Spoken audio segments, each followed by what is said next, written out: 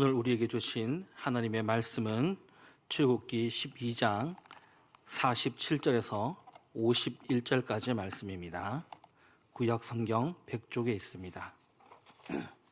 출애굽기 12장 47절에서 51절까지의 말씀입니다.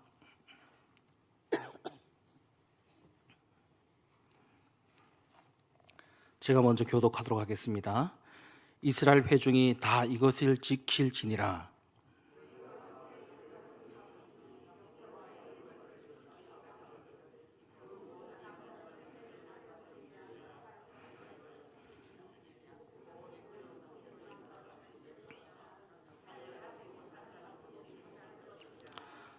본토에게나 너희 중에 고려하는 이방인에게 이 법이 동일하니라 하셨으므로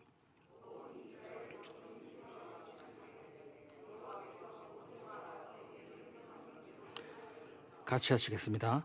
바로 그날에 여호와께서 이스라엘 자손을 그 무리대로 애굽 땅에서 인도하여 내셨더라. 아멘. 인사하시겠습니다. 잘 오셨습니다. 네, 잘 오셨습니다.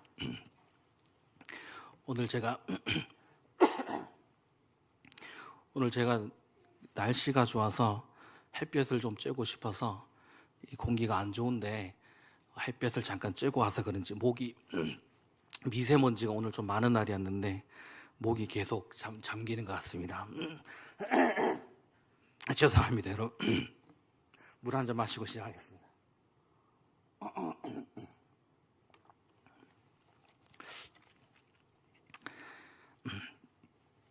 설교를 시작하도록 하겠습니다.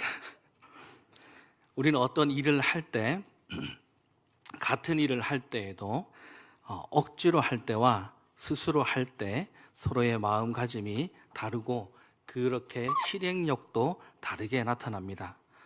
억지로 할 때에는 대부분 이 일을 왜 해야 되는지 납득이 되지 않을 때도 있고, 또 당장 하지 않아도 될 것 같은데 해야 되는 일이 있을 때 우리는 억지로 하게 됩니다.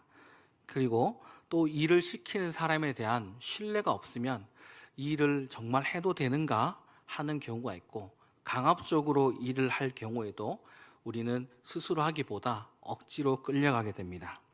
그런데 그 결과는 사실 일은 해내지만 그 일의 효율이라든가 여러 가지 부분에서 좀 아쉬운 경우가 많이 있습니다.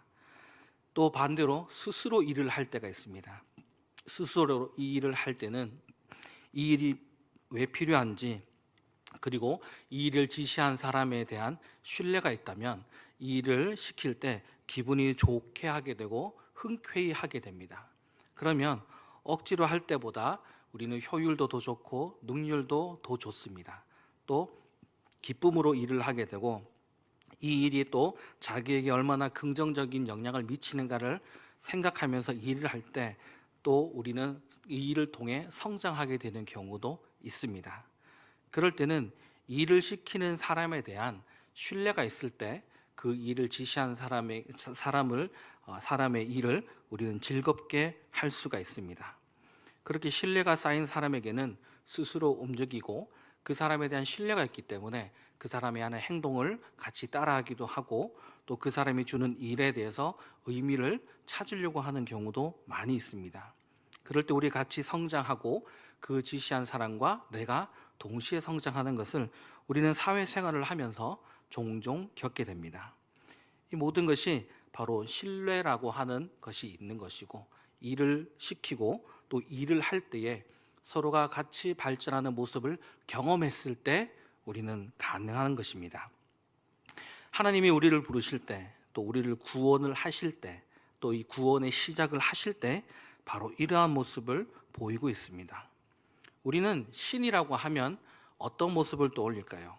막강한 힘으로 인간을 제압하고 억누르고 인간을 압제하고 강압하는 모습을 먼저 떠올리고 있습니다. 우리가 잘 알고 있는 서양의 신화나 다른 나라의 신화들을 보면 신들은 인간을 벌벌 떨게 하고 억압하여서 그 신이 원하는 것을 얻어내려고 하는 모습을 보고 있습니다.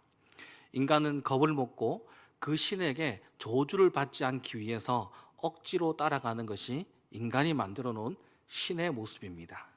제가 종종 이야기하는 한국 전래동화도 마찬가지입니다. 일전에 또 말씀드렸듯이 항상 한국 전래동화에는 동네마다 여러 가지 생물들이 있습니다. 꼭 천년 묵어야 되는 것입니다. 너무 궁금해서 이 설교 준비할 때 왜 천년 묵은 것인가라고 한번 검색을 해봤습니다. 정말 희한하게도 지역마다 천년 묵은 생물들이 있습니다. 공통적인 것은 이 천년이 의미하는 것은 어떤 신비하고 영적인 것을 이야기할 때 천년 묵은 것이라고 합니다. 지네가 있고 뱀도 있고 구미호도 있고 호랑이도 있었습니다. 이처럼 인간이 접근할 수 없고 인간이 어떻게 볼 수 없는 영적인 것들로 인간을 억압하는 것이 바로 신의 모습이죠. 그러니 항상 벌벌 떨면서 지네와 구미호와 그리고 여러 가지 그 생물들이 천년 묵은 생물들이 좋아하는 것들을 제물로 바치고 그 마을을 보존하려고 하는 것이 일반적인 바로 인간이 만들어낸 신의 모습인 것입니다.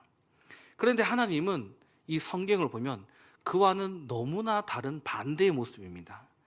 하나님은 만들어진 신이 아니고 진짜 신이기 때문에 인간들이 두려워하는 신들과는 다릅니다. 하나님은 우리를 겁주고 겁박하고 억지로 끌고 가려는 목적이 없고 또 그렇게 하지도 않으신 분입니다. 도리어 하나님은 우리를 설득하고 있습니다. 설득하면서 끌고 가십니다. 겁을 주며 끌고 가는 것이 아니라 우리가 가지 않으려고 하는 그곳으로 우리가 갈 수밖에 없는 것들을 항상 보이시면서 그리고 우리가 가고자 하는 우리의 땅과 우리가 원하는 곳보다 하나님이 원하는 곳으로 이끌어 가십니다. 왜냐하면 바로 그것에 하나님만이 좋아하는 것이 아니라 우리에게도 선한 것이 있고 우리를 선하게 하심으로 하나님께 영광을 돌리고자 하는 모습이 바로 성경에 나와 있다고 하는 것입니다. 출애굽기에는 그런 하나님에게 설득당해 가는 이스라엘 백성을 보여주고 그 이스라엘 백성을 통하여 우리 한 명 한 명을 하나님이 어떻게 구원하시며 어떻게 이끌어가고 계시며 또 우리를 얼마나 사랑하시는지를 보여주고 있는 것입니다. 저는 출애굽기를 이야기할 때 제 개인적인 표현으로는 구원의 여정이 담겨 있는 책이다라고 표현을 자주 합니다. 이스라엘 백성들이 어떤 과정 가운데 있습니까? 이스라엘 백성들은 약 400년이라는 시간 동안 애굽에 있으면서 이 400년이라는 긴 시간 동안, 짧지 않은 시간 동안에 하나님을 어느 정도 잊어버렸습니다. 그리고 애굽에 있으면서 하나님보다는 애굽의 신들 모습에 더 가깝게 가 있습니다. 그리고 애굽에서는 자신들의 신분이 노예의 신분으로 바뀌어 버렸고 또 그 노예의 신분으로 바뀐 그 습성을 버리지 못하는 이스라엘을 하나님께서 다시 찾아가며 바꾸어가며 설득하는 과정을 담고 있습니다. 첫 번째로 저는 출애굽기를 볼 때 처음 이 출애굽기를 보면서 고개를 갸웃거린 게 있었습니다. 무엇이냐면 하나님이 살아계신 진짜 신인데 이스라엘을 탈출시키기까지 굳이 10가지 재앙이 필요했으며 모세가 나이가 들 때까지 기다려야 됐으며 많은 시간이 굳이 필요했는가라고 하는 것입니다. 하나님이 진짜 살아계신 하나님이라면 10가지 재앙이 아니라 말씀 한 번으로 애굽을 제압해버리고 이스라엘 백성들을 그대로 탈출시킬 법도 한데 하나님은 그러지 아니하시고 바로가 막아설 때까지 끝까지 하나님은 10가지 재앙을 일으키시고 이스라엘 백성을 탈출시키십니다. 그리고 바로의 마음을 바꾸시면 될 것인데 하나님은 바로의 마음을 바꾸시지 않고 바로가 포기할 때까지 하나님은 끊임없이 시도하고 있는 것입니다. 이것을 가만히 보면 가볍게 보자면 하나님은 애굽에 대한 재앙을 일으키시고 애굽에 벌을 주시는 것처럼 보이지만 조금 더 깊이 들어가면 이 재앙의 목적이 단순히 애굽을 벌하는 것에 있지 않음을 보여주고 있습니다. 하나님이 10가지 재앙을 일으키신 것은 바로 이스라엘에게 목적이 있기 때문에 하나님은 10가지 재앙을 굳이 준비하셨습니다. 우선 간단히 모세를 한번 살펴보려고 합니다. 모세는 애굽의 왕자의 신분이었지만 자신의 민족을 돕고자 살인하였고 바로에게로부터 도망갔습니다. 그리고 약 40여 년이 흘러 나이가 80이 되어 늙은 나이가 되어서 드디어 하나님께 부름을 받습니다. 불이 붙었지만 타지 않는 떨기 나무에서 하나님의 음성을 듣고 사명을 받았지만 모세는 여러분이 잘 알다시피 한 번에 영광스러운 모습으로 가지 않았습니다. 하나님께 계속 변명을 합니다.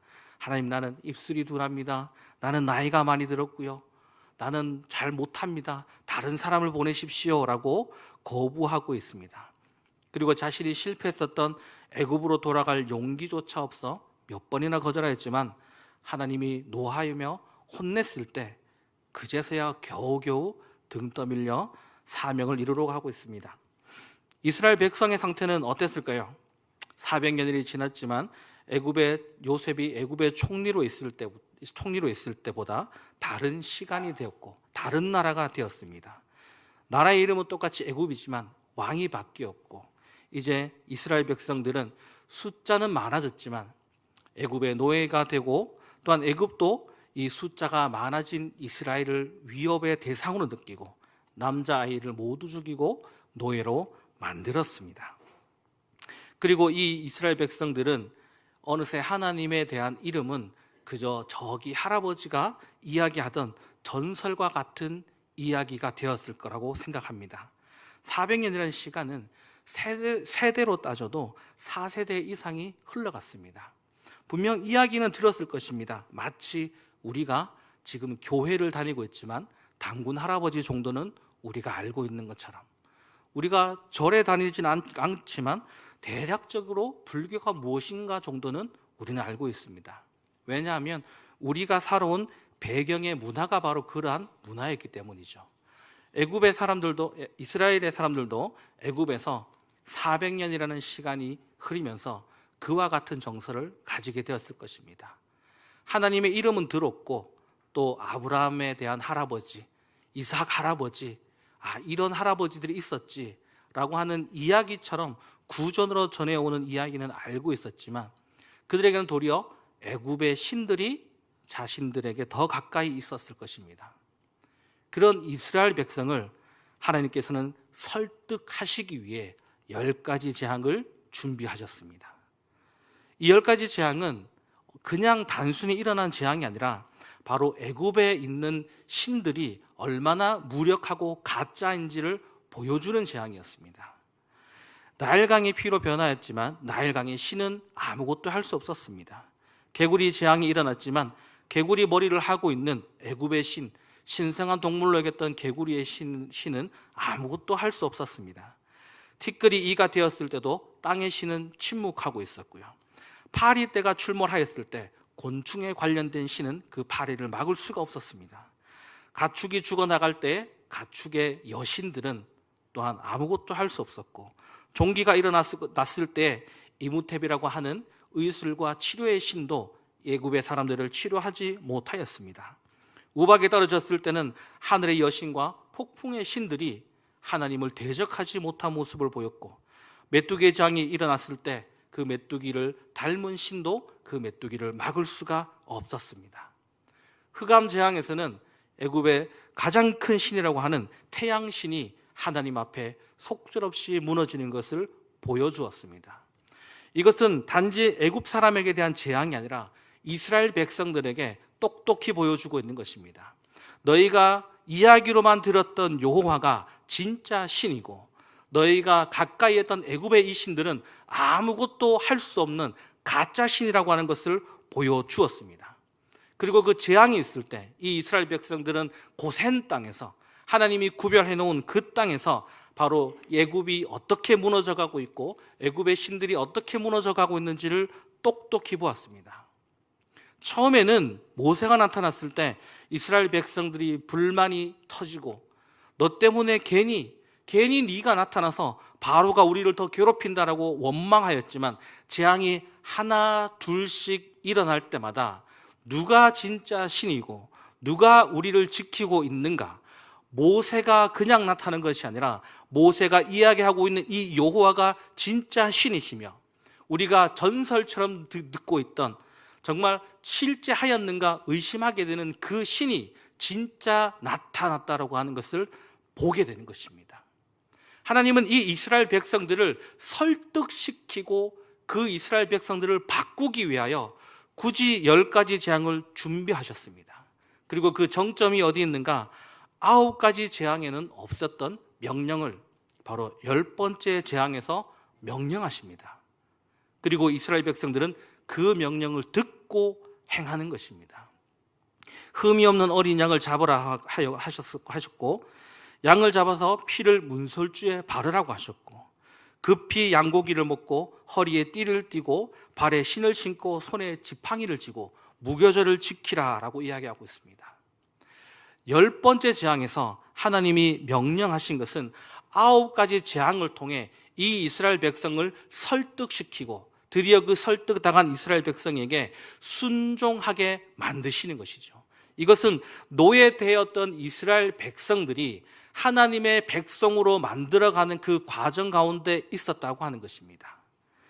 오늘 본문 출애굽기 12장 50절 51절을 보시면 온 이스라엘 자손이 이와 같이 행하되 여호와께서 모세와 아론에게 명령하신 대로 행하였으며 바로 그날에 여호와께서 이스라엘 자손을 그 무리대로 애굽 땅에서 인도하여 내셨더라. 명령하신 대로 행하였습니다. 만약 이스라엘 백성들이 하나님에게 설득당하지 않고 그 9가지 재앙을 보지 않았다면 하나님의 명령에 순종할 수 없었을 것입니다. 그러나 하나님은 우리를 설득하고 이스라엘 백성을 설득하고 있습니다. 하나님은 우리를 로봇처럼 만들지 않았습니다. 하나님이 원하시는 것은 무엇일까요? 그저 엔터 한번 치고 스위치 한번 켜면 기계처럼 움직이는 것이 아니라 우리가 스스로 자발적으로 하나님 앞에 가기를 원하고 있는 것입니다. 에덴 동산에서 아담과 하와의 모습을 보며 어떻게 보기에 좋았다라고 말씀하셨습니까? 죄를 짓기 전 스스로 하나님이 금한 것을 스스로 지키고 있었습니다.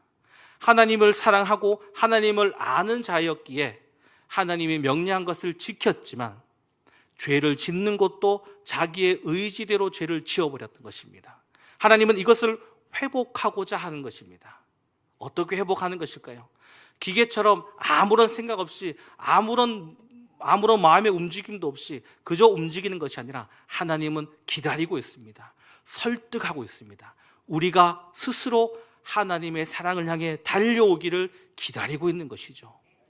그러기 위해서는 하나님은 우리에게 설득하시는데 바로 하나님이 인내하시고 기다리시고 이스라엘 백성이 마음이 바뀌기를 원하며 하나님이 보여주시고 그 하나님이 이스라엘 백성의 마음을 바꾸어 주시고 그리고 이 이스라엘 백성이 하나님이 진짜 신임을 인정하게 하였기 때문에 그 명령을 따를 수가 있었던 것입니다. 그럴 때 오늘 본문처럼 그들이 애굽을 나설 수가 있었던 것입니다. 애굽은 어떤 땅이었습니까? 죄와 고통이 가득한 땅이고 이방신이 가득한 땅이었으며 하나님이 싫어하던 땅이었습니다. 그들의 신분이 이제는 노예에서 하나님의 백성으로 바뀌는 그 순간, 바로 하나님의 명령을 따랐던 그 순간입니다. 그것이 유월절이 되었고 그 유월절은 우리가 잘 알다시피 예수님을 상징하는 유월절이 되었던 것입니다. 이스라엘 백성들은 무엇을 하였을까요? 아무것도 하지 않았습니다. 그저 고센 땅에서 지켜보았습니다. 하나님이 그들의 마음을 설득해 주셨습니다. 그러나 이스라엘 백성들이 그렇다고 그 고통과 아픔이 없었던 것은 아닙니다. 노예의 삶이 지속되고 하나님은 있는 것 같이 보이지만 아직도 탈출할 준비를 못하고 9가지의 재앙이 모두 일어날 때까지 기다려야 됐습니다. 그러나 그 고통이 도리어 이스라엘 백성들을 성장시키고 구원의 준비를 만들어가게 하신 것입니다. 고통 가운데 하나님은 이스라엘을 세우셨습니다. 출애굽기 1장 9절에 보시면 그가 그 백성에게 이르되 이 백성 이스라엘 자손이 우리보다 많고 강하다라고 이야기하고 있습니다.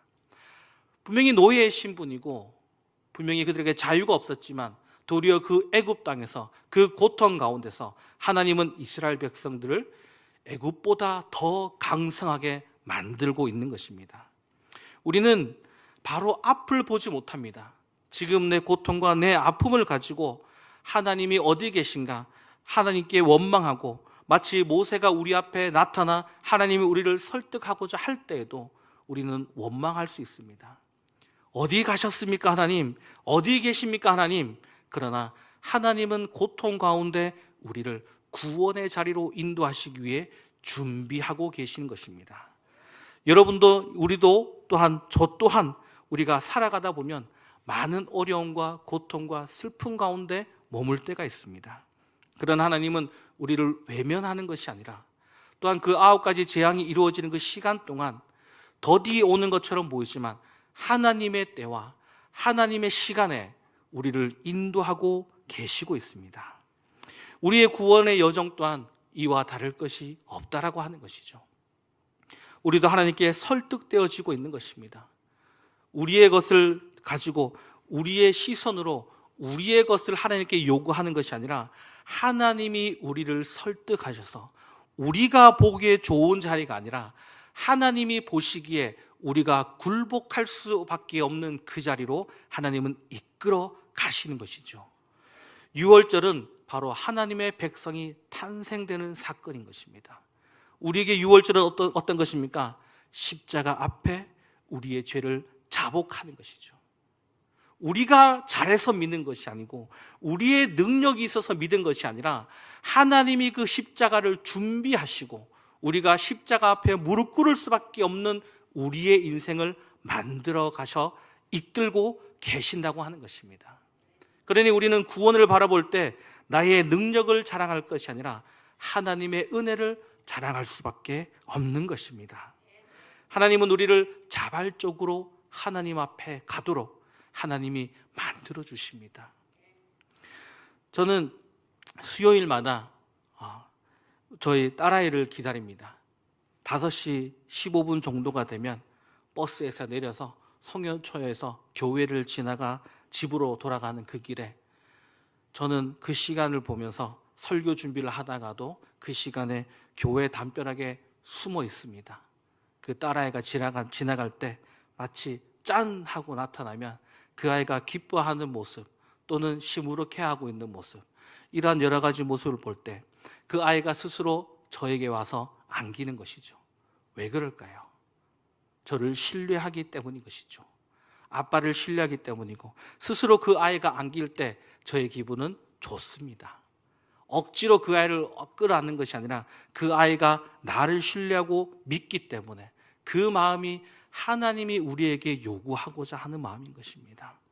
우리는 하나님을 신뢰하고 하나님을 알기 때문에 억지로 하나님께 끌려가는 것이 아니라 도리어 하나님이 어떤 분인지 우리는 신뢰할 수 있기에, 또한 우리는 하나님의 백성으로 우리의 고통과 아픔과 어려움 가운데에 우리를 가만두지 않는다는 것을 우리는 경험을 통해 알고 있습니다. 매 순간순간 우리에게 하나님의 은혜를 부어주시고 하나님이 우리와 함께하고 있다는 것이 쌓이고 쌓여 이제 하나님 앞에 우리 스스로 달려갈 수가 있는 것입니다. 그럴 때 우리는 구원을 넘어 성화의 과정에서 하나님을 더욱더 신뢰하며 하나님에게 우리 스스로 율법을 향해 달려갈 수가 있는 것입니다. 교회를 다니면 흔히들 착각하는 것이 있습니다. 자유하다라는 말에 착각합니다. 이제 예수님 믿었으니까, 예수님이 우리 구원하셨으니까 우리 마음대로 살아도 되겠다라고 합니다. 그런데 성경에서 말하고 있는 자유는 무엇입니까? 내가 하나님을 향해 스스로 달려갈 수 있는 것을 이야기하고 있습니다. 예전에는 율법이 무서웠습니다. 예전에는 하나님이 무서웠습니다. 우리를 지옥에 보내는 것이 두려워서 하나님 앞에 나갔습니다. 율법이 너무 무서워서 그 율법을 잘 지켜야지만 천국 가고자 하는 마음 때문에 두려워 떨었다면, 이제 정말 구원을 가졌다면, 우리가 정말 하나님을 만났다면 이제는 그 율법이 무서운 것이 아니라 내가 스스로 그 율법을 향해 달려나가는 것입니다. 하나님을 신뢰하기에 하나님이 원하는 일을 우리가 달려나가며 자유를 선택하게 되는 것이죠. 그러니 우리는 내 마음대로 죄를 짓는 자유가 아니라 하나님을 향해 달려가는 자유가 우리에게 있다라고 하는 것입니다. 우리가 잘나서가 아닙니다. 우리가 아무리 능력이 많고 뛰어나고 하여도 우리가 아직 애굽에 머물고 있다면 우리는 아무것도 할 수 없고 의미가 없고 우리의 능력이 가치가 없는 것입니다. 그러나 우리는 이제 하나님을 알고 있기에 하나님이 우리를 선택하시고 우리를 작정하여 유월절을 준비하시고 유월절의 어린 양으로 그리스도의 피 아래 있는 백성이 되었으므로 이제 우리는 10번째 재앙에서 하나님이 명령한 것을 이스라엘 백성들이 스스로 그 명령을 준행하고 지켰던 것처럼 이제 우리도 하나님이 우리에게 명령하신 그 율법을 지키고자 우리가 스스로 그 율법이 무엇인지를 찾아가게 되고 그것을 향해 나아가게 되는 것입니다. 그것이 바로 우리에게 은혜인 것이고 구원받은 자의 확신이 무엇인가? 우리는 율법을 향해 달려가고 있는가? 아니면 그저 무서워서 억지로 이 자리에 머물러 있는가? 이것을 우리는 볼 수가 있습니다. 여러분은 예배드리는 가운데 어떤 마음으로 예배드리고 있습니까? 예배드림이 감격되고 기쁘며 하나님께 나오는 것이 즐거운 마음으로 나오고 있습니까? 아니면 그저 억지로 이 자리에 앉아서 그저 벌벌 떨며 하나님을 바라보고 계십니까? 괜찮습니다. 그래도 하나님은 그러한 여러분의 마음을 설득시키시며 결국에는 하나님을 인정할 수밖에 없는 자리로 하나님이 이끌어 가십니다.